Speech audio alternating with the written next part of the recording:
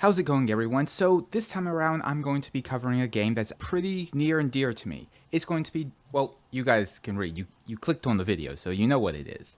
I digress. The reason why this game is important to me is because it's a part of a series that originally got me into playing JRPGs. In fact, my first Dragon Quest game was Dragon Warrior 3 that was a port over to the Game Boy Color. But nostalgia can only carry it so far, so the real question of this review is this game going to be worth it whenever there are so many good JRPGs already out and are coming out this year and even into the future? That's kind of what I do here. I review games that have already came out and has been out a while, but there's a lot better games, or supposedly better games, and I see if they still hold their value. And if you like that, subscribe for more. But let's get into it.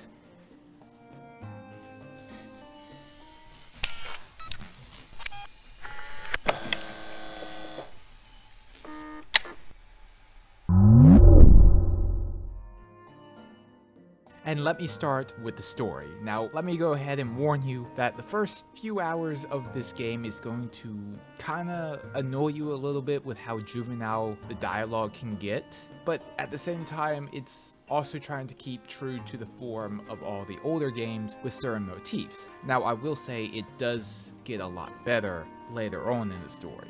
The story does get better as it goes along. A lot of the juvenile plot points kind of subside and more serious ones take over.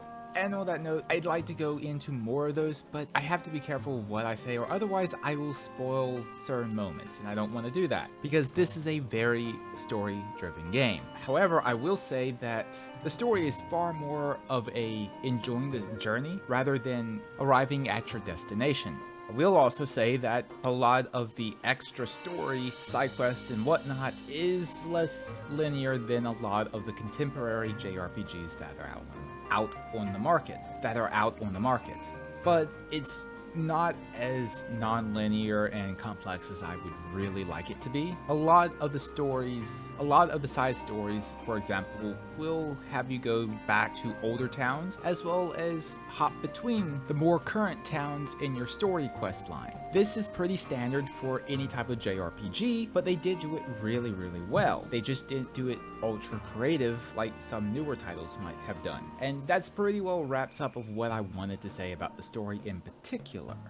And now, if you would be so kind to indulge me, I have a bone to pick with Pokemon. Now, this seems a little random, but if you followed me, which most likely you haven't, I did a Pokemon Sword review. And yeah, I basically did not enjoy it. And, well, I have to say that Pokemon looks even worse when compared to this game, particularly the combat, because they kinda always keep to the turn-based system just like Pokemon did, but they did it way better. A good example of this is the fact that you can actually take control of your character and move them around in between attacks. This really doesn't do anything and is kind of gimmicky, but it's still a nice touch and it doesn't interfere with anything else. The other things that really does sell the turn-based combat system without it becoming stale, because it really does stay true to the classic form. And that's the details, because they really do pay attention to all the little small things that still makes it refreshing, even though it's still really the same thing. Oh, like again, another good example of this are the animations. They're really nice, even for a game that isn't brand new.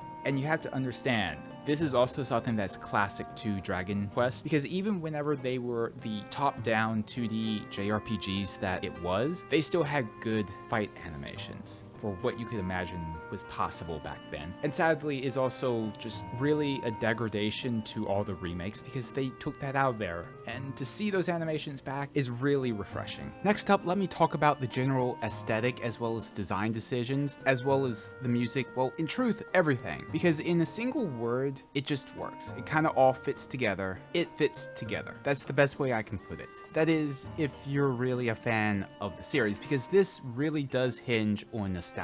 Let me explain. They've pretty well kept a lot of the same sound effects. Even if they are very well done, they can still grate on someone that doesn't know that that's what the sounded like back in the very early games. Same way with how the art style is. It's meant to mimic what the games looked like way back when. It is very well done, even if you aren't a fan of the series and coming in just for the JRPG, but it is something that is heavily reliant on the nostalgia. But despite that, it still really works very well together and executed excellently. This game has aged well and will continue to age well. The overly British dialogue does get on my nerves, but not everything can be perfect.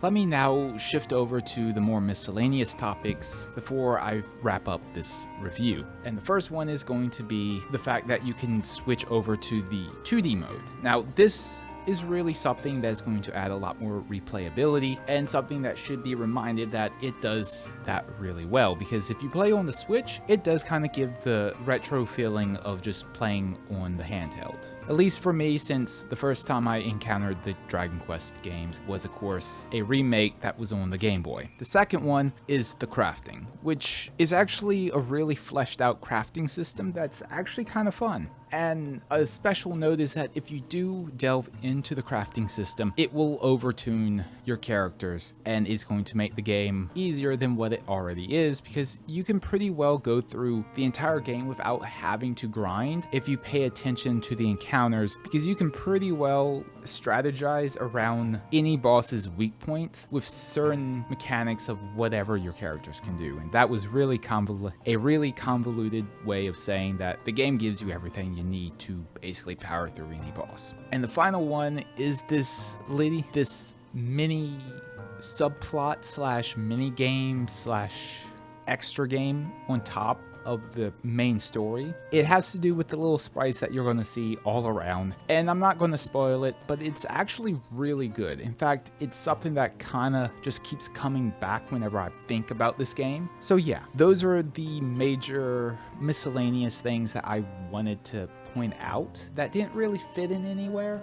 Okay, so let me now start wrapping up this review. And let me go ahead and say, as a JRPG, this game is kind of weird. Then again, JRPGs are kind of amorphous and doesn't really make sense as a category sometimes, because, well, a good example is that you can have this game, Final Fantasy, Monster Hunter, they're all JRPG, but if you just looked at them, you wouldn't really tell that they're a part of the same category. And truth be told, this game is in essence classically a JRPG and doesn't really fit into what makes JRPGs nowadays. But if you like games like Chrono Trigger as a kid, then this game is very much worth the playthrough. Definitely, since you can get it on sale most of the time on Steam or on other platforms that likes to do sales. Now, as a game and general RPG, I'd still recommend Dragon Quest XI because it's just a nice, non-stressful playthrough that you can sit down with your kid or family, and it's just fun. It has plenty of content, and again, you can find it usually on sale. Well, that pretty well wraps up everything. I hope you enjoyed this, and I hope you also enjoyed Dragon Quest if you pick it up. And like and subscribe if you'd